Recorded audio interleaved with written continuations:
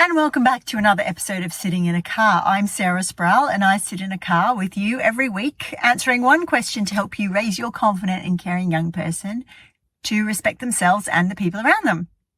So the question for this week is, my 4-year-old asks questions and I try to answer them, but I'm afraid that I'll say too much and freak him out. Help! What I love about these questions is oftentimes they will reflect an experience that we've had growing up. So I don't know for sure, but this parent may be remembering a time when perhaps she was freaked out herself at something that someone said. So these questions, they don't come out of nowhere. They're always asked for a reason. Okay, so let's talk about the answer. How not to say too much. Let's talk about that. When I was 6, my mum was pregnant with my youngest brother. And she tells the story that me and my 5-year-old brother were full of questions. How did the baby get in there? How does the seed get from dad to you? What does the baby eat? How is it going to come out? All the questions. And she says that she answered them all. And my mum's a nurse. She's pretty she knows what's going on in life. If anyone else sitting in a car has a parent who is a nurse, you will know that most topics are fair game. We all knew in our family all the different sort of grades of fecal matter. I know, gross, but that was part of our growing up. Anyway, let's leave the whole fecal matter thing right there.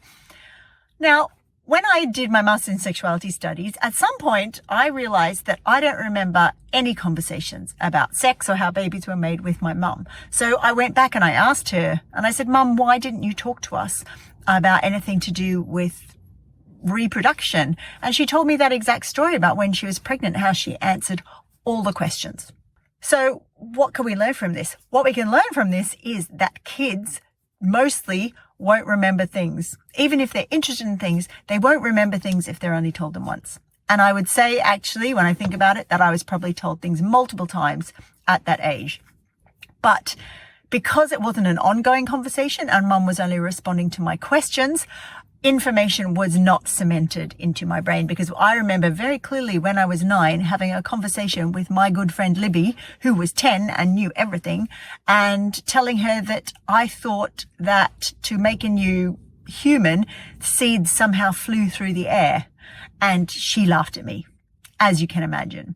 And I felt embarrassed and a little bit ashamed that I didn't know this. So back to the 4-year-old and giving too much information. The first thing is, like any conversations we might have with any person in the world, we need to be checking out body language and we need to be reading the cues. So our 4-year-olds, if they're attentive and listening and interested, we are not giving too much information.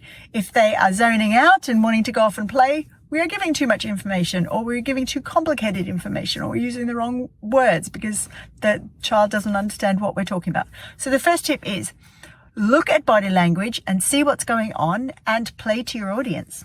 This other tip is, how do you communicate with your kid with other topics? Say your kid asks you, how is a plastic milk bottle made?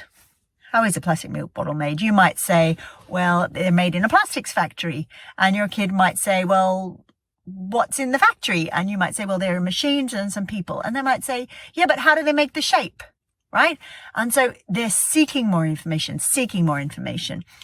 If your kid asks how a plastic milk bottle is made and you happen to be a petrochemical engineer, whatever that is, then if you go into huge amounts of detail about what resources we use to make plastics and all the different types of plastic, your kid is probably going to zone out unless they're a kid who really likes all that stuff.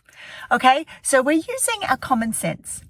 Most of the time, as a parent, if we're worried about giving too much information, it may be because we've got an idea in our head that essentially information about sex and relationships and puberty and bodies and closeness and all the things are somehow bad. We've got sort of like this idea that somehow they're bad and therefore the information is dangerous.